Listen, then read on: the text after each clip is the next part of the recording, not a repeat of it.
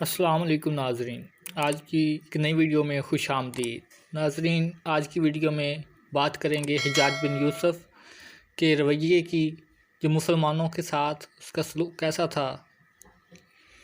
ناظرین، 35 ہجری سے 75 ہجری تک اسلامی تاریخ چند ایسے خونین حادثات سے پر ہے جن کے متعلق گزشتہ صدیوں میں بہت آنسو بہائے جا چکے ہیں، جن کی یاد میں مستقبل میں اور اشکوں اور آہوں کے بغیر تازہ نہ کی جا سکے گی۔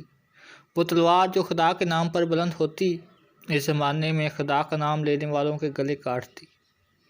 یہ خطرہ روز بروز ترقی کر رہا تھا کہ مسلمان چند سال کے عرصے میں جس صورت کے ساتھ اطراف عالم پر چھا گئے تھے، کہیں اتنی ہی تیزی کے ساتھ سمٹ کر جزیرہ نمائے عرب میں مبعوث نہ ہو جائیں۔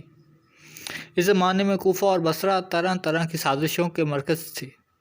مسلمان اپنی روایات کو بھول کر جذبہ جہاد سے منہ پھیر چکے تھے۔ مسلمانوں کی پھر ایک مرکز پر لانے کے لیے ایک آہنی ہاتھوں کی ضرورت تھی۔ سرائے عرب میں ایک آتش فشاں پہاڑ پھٹا اور عرب و عجم میں بغاوتوں کی سلگتی ہوئی چنگاریاں اس آتش فشاں پہاڑ کے مہیب شعلوں کی لپیٹ میں آ کر نابود ہو گئیں۔ یہ آتش فشاں پہاڑ حجاج بن یوسف تھا، بے حد سخت گیر، بے رحم اور شفاق، لیکن قدرت صحرائے عرب کی اندرونی جنگوں کو ختم کر کے مسلمانوں کے تند گھوڑوں کا رخ مشرق و مغرب کی رزم گاہوں کی طرف پھیر دینے کا کام اسی سے لینا چاہتی تھی۔ حجاج بن یوسف کو مسلمانوں کا دوست بھی کہا جا سکتا ہے اور بدترین دشمن بھی۔ دوست اس لیے کہ اس نے ایک پرامن فضا پیدا کر کے اسلامی لشکر کی پیش قدمی کے لیے 3 زبردست راستے قائم کیے۔ ایک راستہ وہ تھا جو مسلمانوں کی فوج کو فرغانہ اور کاشغر تک لے گیا۔ دوسرا راستہ جو مسلمانوں کے سمندر اقبال کو مراکش، اسپین اور فرانس کے حدود تک لے گیا، جبکہ تیسرا راستہ وہ تھا جو محمد بن قاسم کی مٹھی بھر فوج کو سندھ تک پہنچا دیا۔ بدترین دشمن اس لیے کہ اس کی خون آشام تلوار، جو شرپسندوں اور مفسدوں کی سرکوبی کے لیے بے نیام ہوتی تھی، بسا اوقات وہ اپنی حدود سے گزر کر بے گناہوں کی گردن تک بھی جا پہنچتی تھی۔ اگر حجاج بن یوسف کا دامن مظلوموں کے خون سے داغدار نہ ہوتا تو کوئی وجہ نہ تھی کہ تاریخ اسے زمانے کے ایک عظیم الشان انسان کی حیثیت سے دیکھتی۔ وہ ایک ایسا بگولا تھا جو کانٹے دار جھاڑیوں کے ساتھ گلشن اسلام کے کئی مہکتے پھول بھی اور سرسبز ٹہنیاں بھی اڑا کر لے گیا۔ بہرحال اس کے عہد کا ایک حصہ بے حد المناک اور دوسرا بے حد خوشگوار تھا۔ وہ اس آندھی کی طرح تھا جس کی تیزی بعض سرسبز درختوں کی جڑ سے اکھاڑ ڈالتی ہے، لیکن جس کی آغوش میں چھپے ہوئے بادل برس کر ہزاروں سوکھی ہوئی کھیتوں کی سرسبز شداب بنا دیتے ہیں۔ 75 ہجری میں سرائے عرب کی خانہ جنگیاں ختم ہو گئیں۔ مسلمان پھر ایک ہاتھ میں قرآن اور دوسرے ہاتھ میں تلوار لے کر اٹھے۔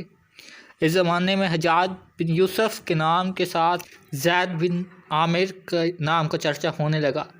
زید بن عامر کی عمر 80 سال تھی۔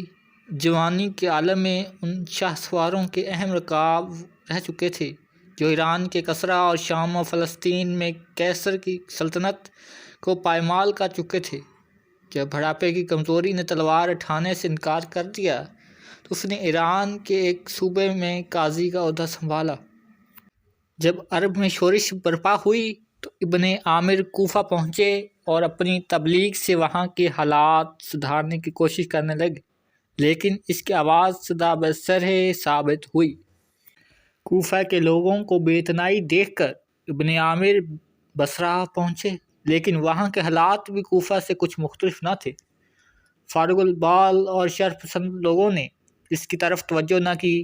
نوجوانوں اور بوڑھوں سے مایوس ہو کر ابن عامر نے اپنی تمام امیدیں کم سن بچوں کے ساتھ وابستہ کر دیں اور تمام کوششیں ان کی تعلیم و تربیت کی طرف مبذول کی۔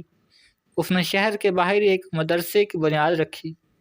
جب بصرہ میں امن قائم ہوا تو وہاں کے چیدہ لوگوں ابن عامر کی حوصلہ افزائی کرنے لگے۔ مدرسے میں طلباء کو دینی کتب پڑھانے کے علاوہ جنگی فنون کی تربیت دینے لگے۔